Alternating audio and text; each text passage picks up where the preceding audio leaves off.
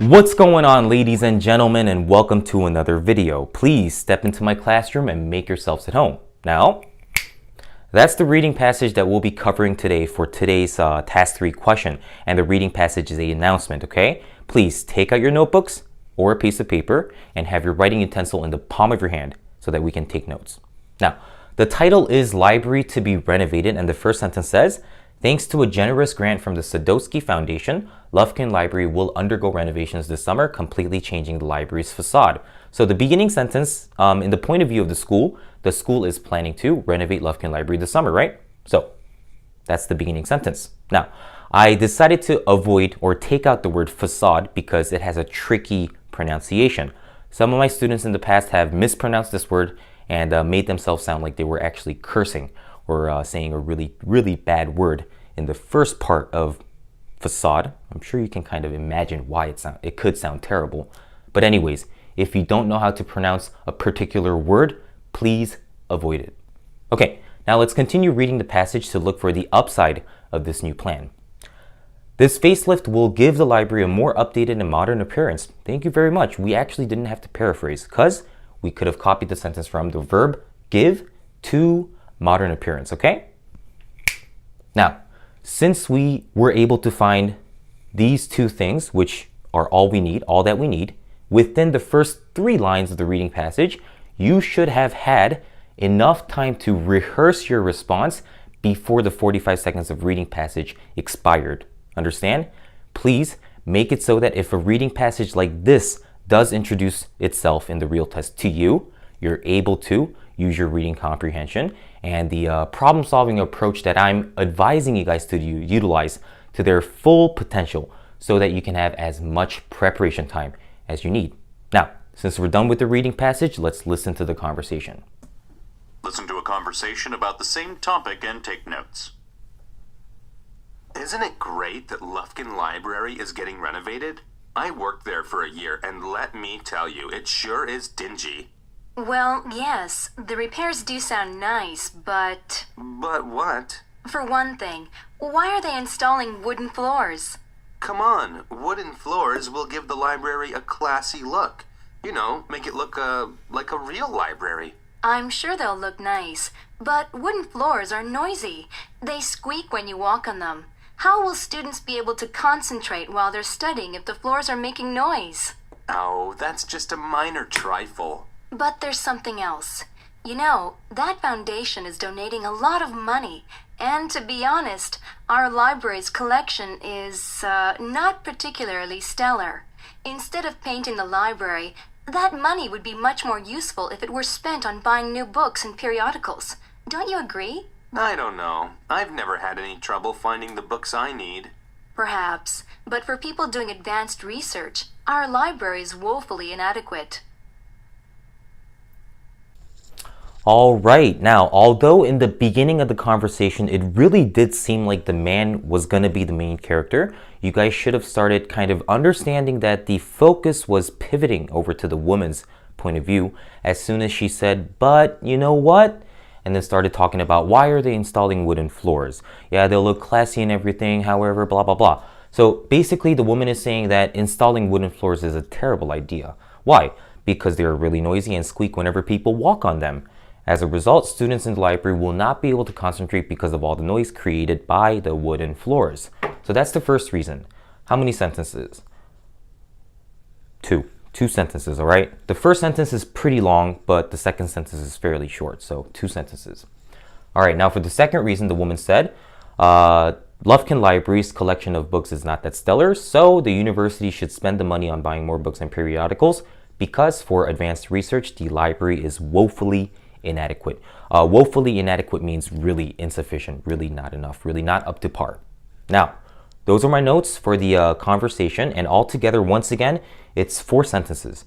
Lengthwise, I'm going to have to say it's about 5 or 5.5 sentences, but altogether, it's 4 complete sentences from the conversation. All right? Now, let's see how I do with this quantity of information and my speaking template. According to the announcement, the university is planning to renovate Lufkin Library this summer. However, the woman is not looking forward to this. First and foremost, the woman mentioned that installing wooden floors is a terrible idea because they are really noisy and squeak whenever people walk on them. As a result, most of the students in the library will not be able to concentrate because of all the noise created by the wooden floors. On top of this, the woman also said that Lufkin Library's collection of books is not that stellar.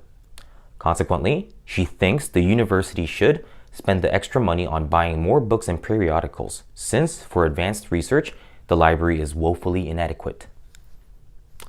Even though the school believes that this decision will give the library a more updated and modern appearance, the woman opposes the university's new plan for these two reasons mentioned in the conversation. Thank you for your time and consideration. All right, now, after my second reason ended for this sample response, I had about 17 seconds left, which was why I had to say for these two reasons mentioned in the conversation, and thank you for your time and consideration when I was done saying everything that I actually could have said, okay? So if you guys had about 15, 14, or maybe even 13 seconds left, you guys would not have had to say those two extra sentences at the end. If you happen to have more than 17 seconds left, then that means that you spoke way too quickly, because if you're speaking even faster than I am, then it means that you're in a rush. You're hurrying yourself, all right? Now, if you ended up having much fewer seconds left than I did after your second reason ended, then it was probably an issue with your fluency, okay? So maybe the combination of words on the whiteboard was kind of difficult for you to articulate, for you to actually voice, because you haven't said these combinations of words many times in the past.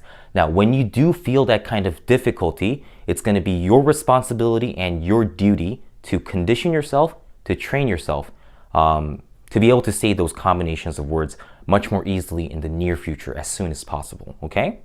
All right, now, since we're done with task 3, let's move on to task 5. All right, task 5 does not have a reading passage, so I'm going to start the conversation in just a few seconds. So please copy the note-taking diagram that's on the board, which is in red, and get ready to take notes. Now, if you haven't noticed already, 99% of the task 5 conversations that you need to listen to are always in the same order. The beginning section always explains the person's problem, and then usually that person's friend starts saying the first solution, followed immediately by the upside of the solution. Now, when the upside of the first solution is given to you, the voice will change, and the other person who did not make that suggestion will start saying the downside, okay? And it's going to be the same pattern for the second solution. Now, since that order doesn't really change or fluctuate that much, you should be able to take notes really, really easily, okay? Now, let's check out the conversation. Listen to a conversation and take notes. What on earth are you doing with all those books? You're going to throw out your back carrying them around. I need them for my class. For one class? Which one? It's my advanced chemistry class. You know, it's a lot harder than I expected it to be. I'm either in the lab conducting experiments or in the library boning up on theory. I'd like to keep taking it, but I've also got my weekly editorial to write for the school paper. I might have to quit doing one of the two. That sounds serious. I know how much you love your editorial position. Yeah, I don't want to give it up. Hey, I suppose I could just write an editorial once every 2 weeks instead. That would give me more free time. Oh, you couldn't do that. Think of how many of your readers you'd disappoint. We love reading your columns. Well, do you have any better ideas? Sure. Just drop that advanced chemistry course and take another one. Make sure it's easier, though. But I don't enjoy taking easy classes, even if it means I get a higher grade. I want a challenge, and this chemistry class is definitely that. Well, you'd better do something soon before you burn out from all that work. All right, now, in the end, so while the man was saying the downside of the second solution, he said that the advanced chemistry class is fat. Now, it's not FAT, it's PHAT, which means cool. Don't use this word in your daily conversations, though, because no one really uses it these days. If you do use it, it's like a sarcastic remark, okay? Now, the man's problem is that his advanced chemistry class is much harder than what he expected, and he might need to quit writing his weekly editorials. So that's the problem. Now, the first solution is just writing an editorial once every 2 weeks, and the second solution is dropping the advanced chemistry course. Now, the downside of the second solution really made it easier for me because it showed me that the second solution is the much better solution, since it doesn't really make sense, the downside. So if the man sincerely doesn't like taking easier classes, then this would not have been an issue. He would have picked the first solution without even having to get advice from the woman, right? So since he, I don't know, yeah, it just doesn't make sense. So I'm going to pick the second solution, okay? Now, the upside of our solution, the woman said that he will be able to take an easier class, but since that conflicts so directly to the downside, I changed it a bit. So I made something up that's even more obvious, kind of.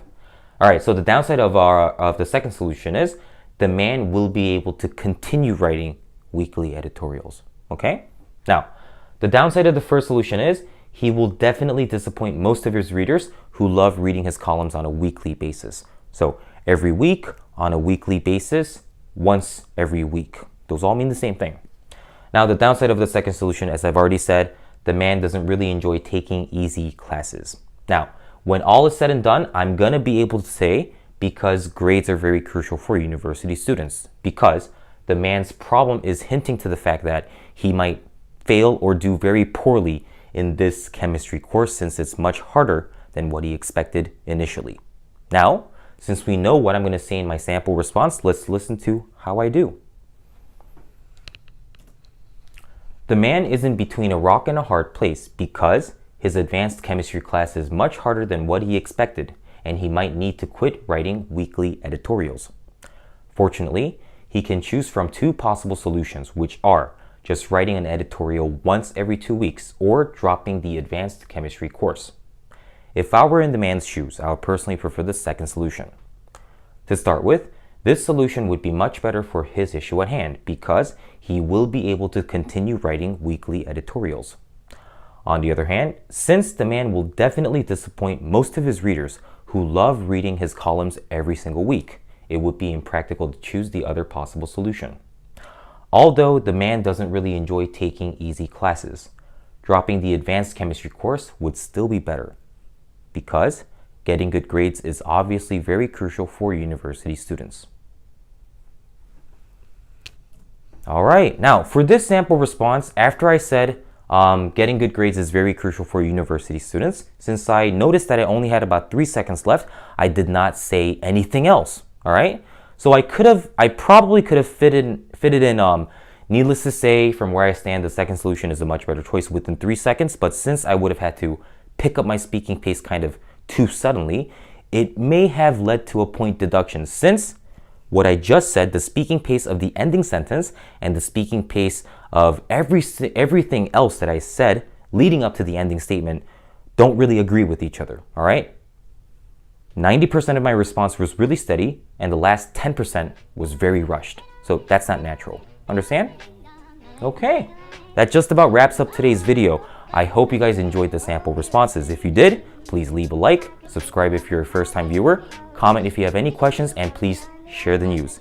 Tell your friends, family members that someone like me is doing something like this on YouTube. Now, the next video is going to be covering task 4 and task 6, which are lecture-based integrated speaking questions. Now, if those questions are giving you a lot of problems, please stay tuned and be sure to check out the next video. Peace out.